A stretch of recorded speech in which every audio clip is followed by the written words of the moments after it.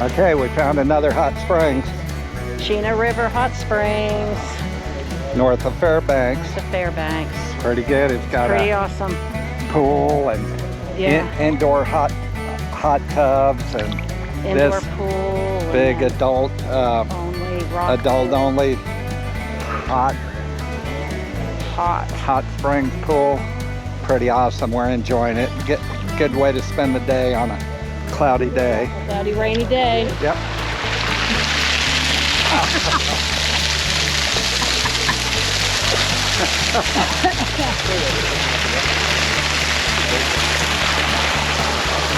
Shout out Becky, it's hot, you'd like it.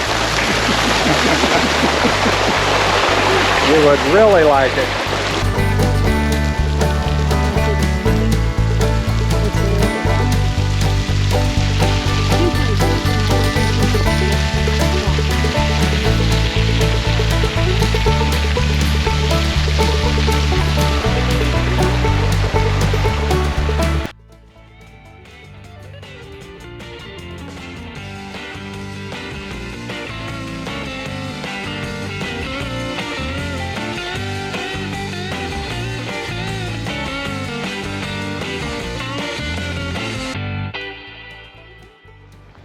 This is Chena Hot Springs Resort area, pool and spa. Some little cabins for massage therapy. Very nice. Very nicely done. This is a 1959 Polaris snowmobile. The first year that they built them, I've never seen one before. Pretty cool. Chain drive on the rear.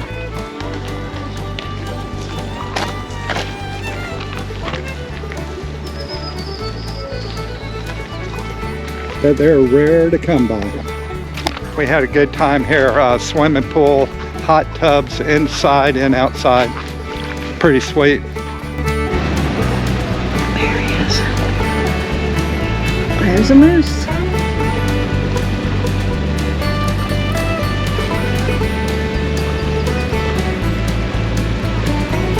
Is that a scar on the side? It does look like a scar. Well, it's on both sides then. Huh. Maybe it's just where he's losing his winter Yeah. coat. Whatever it is. I wonder if she's got a baby down in here or something.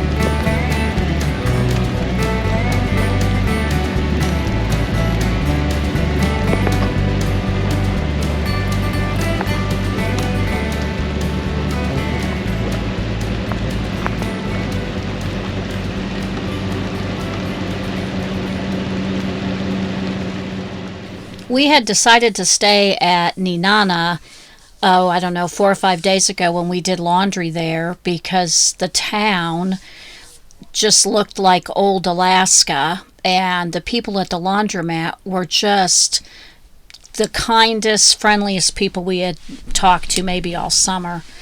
Nenana has a population of 553, and in the Athabaskan language it means a good place to camp between rivers, and it's at the confluence of the Nenana and the Nenana rivers. In the 20s it was a boom town because it was one of the work camp headquarters for the building of the Alaska Railroad. But it's down to 553 now. But there are still tons of barge supplies that go upriver from Nenana to interior villages that are remote and that you can't get to by train or car. We stayed at the Nenana RV park and campground, and we did that because we are entering Denali tomorrow. So we wanted to be able to charge the trailer house battery.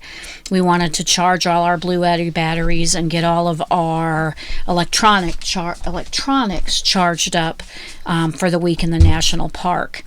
The campground was great. It had free hot showers for guests, and it had a little laundromat, and it was only $33 a night, and it was actually not camping in a parking lot. It had grassy and a little bit of trees. Everyone was friendly and kind and couldn't wait to chat with us, including people standing in their driveways as we walked to town.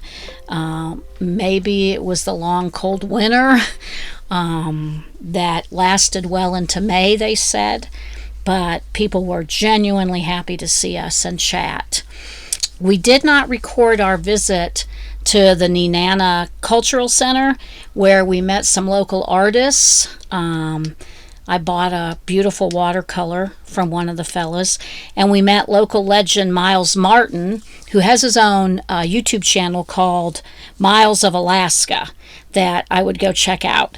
Miles travels in a 24-foot flat-bottom boat 300 or more miles into the interior of Alaska in search of fossils, including things like mastodon and woolly mammoth tusks and skulls.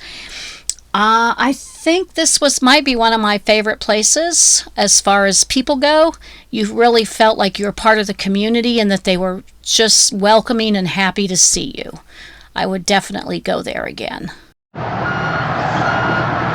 During World War II, under the leadership of Major Muktuk Marston, 6,368 volunteers from 7 Native ethnic groups and European Americans, whose collective ages ranged from 12 to 80, including 30 women, watched the northern shores of Alaska for enemy movement during World War II and were instrumental in the battle for Attu, a foreign war battle fought on domestic soil. And this honors them. This is the Taku Chief, the last commercial wooden hull tugboat to work the Yukon. It was built in 1938 and worked until 1978 when she was decommissioned.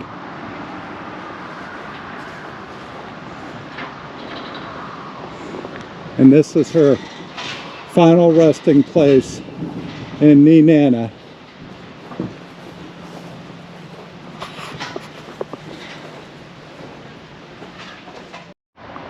Cool sod roof on this little gallery building. Don't see those every day.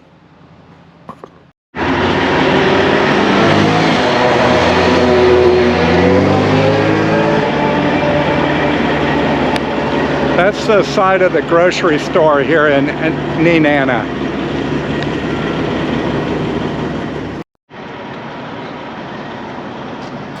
The State of Alaska Railroad Museum.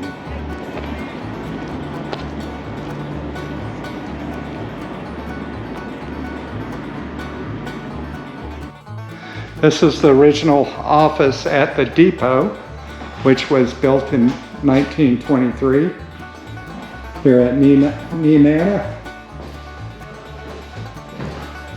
Nenana Depot. You are looking at the phone system for the railroad there. Each block went to a different station all the way to Silver. You pick whatever department you wanted and ring them up. Oh, cool. Oh, cool. And that was strictly for the railroad. Huh. Over here we have the signal 4, and that's at the top of the tower there. You bring that back, the flag goes up and asks the engineer to stop the train. And that's northbound, southbound. Very good. Communications up to 1942 was a telegraph. We also have stamps and for postage and freight. This unit here is 1960s Motorola. They came out with the 2-way radio plus a cell phone at that time. And that was about the size of the cell phone. Right. This is what the station master used to call points south, and that was his own terminal to use there. Oh, very Look cool. at the size of that. And that's an insulator for, Yeah. high tension wires. Holy moly. That's about $500 if you want to buy one. We have a similarity of a golden spike for President Harding put in the north side of the Mears Bridge for the commemoration of Alaska Railroad. So it was driven just the north side of the bridge. Okay, very good. And they actually had 3 of them. And one went to Alaska, one went to Harding's estate, and the other one was lost until about a month ago. Somebody found it in a antique shop outside, bought it for I think they said $500. Wow. And then once the guy found out what he sold it, he wanted to buy it back for $10,000, and the guy said no way. Oh, wow. Bell, I'm not real positive on where it came off of, but I'm sure it was off one of the steamboats that we had out, paddle wheelers out on the river. We had up to 300 boats. Wow. At one point. The picture up above it is Nenana in 1920. Did I probably misread it, but do cargo ships still come up this way? Or We do have some barges. That come up barges, there. okay, yes, I was gonna say, I thought Yeah, I like read that. Like a tugboat with a barge. Barge, yeah, And yeah, that's actually what they did back in the day. The river boats did push barges up and down the river. yeah. They'd go all the way down to the Yukon, out to St. Michael's out on the coast, Yeah, pick up goods there, run it all the way up to Whitehorse in Canada, and plus up to Tanana, up to here to Okay. Fairbanks. okay.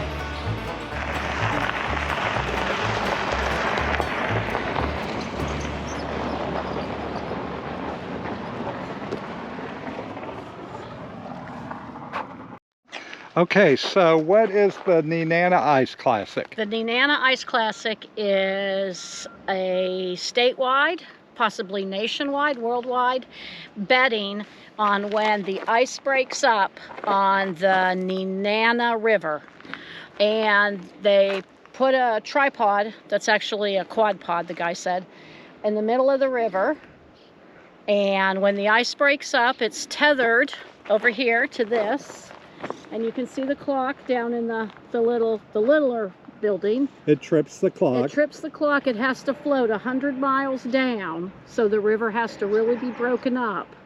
Trips the clock, and whoever wins gets a share of it. Wait, what floats 100 miles down? Oh, the tripod that's out there. 100 miles. No, 100 yards. Okay. 100 feet. 100 feet. Sorry. And when did this first start? 1917.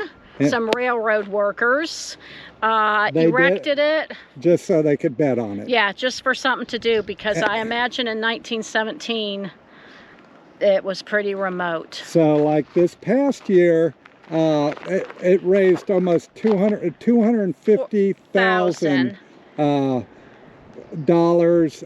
Got split how many ways? 19 ways. 19 you have to ways. pick the date and the time. Down to the second? No, I think just down to the minute.